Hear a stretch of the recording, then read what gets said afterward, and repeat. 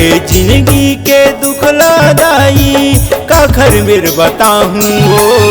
ए जिंदगी के दुख लादाई का घर मेर बताऊं छोड़ के जावत हताई कौन मेरे कोहरावो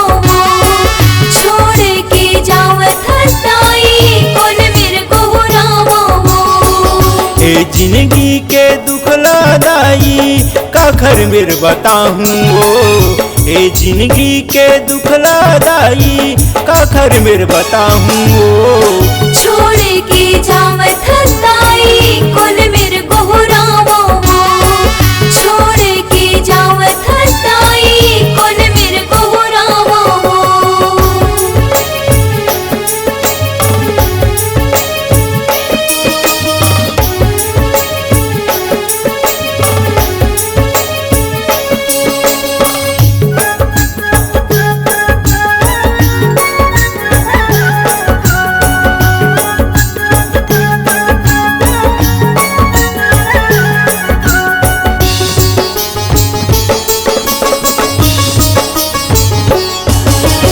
अभी तो ये हृदय के पीड़ा शुरू होवत है वो भले जावत हाँ दाई हृदय रोए वो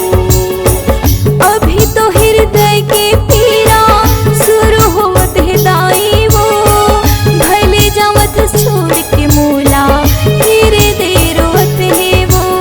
ए जिंदगी के नहीं है ठिकाना ए जिंदगी के नहीं है ठिकाना जैसे तोरे गाँव छोड़ के जावत हताई कौन मेरे कोहरावो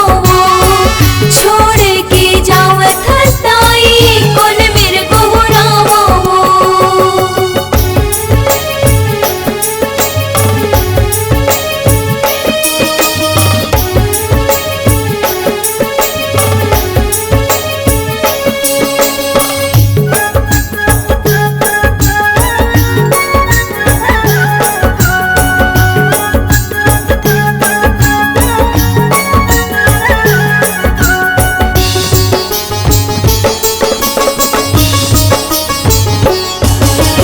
आई तोर बिना कैसे जीऊं हृदय पीड़ा नहीं जाने छो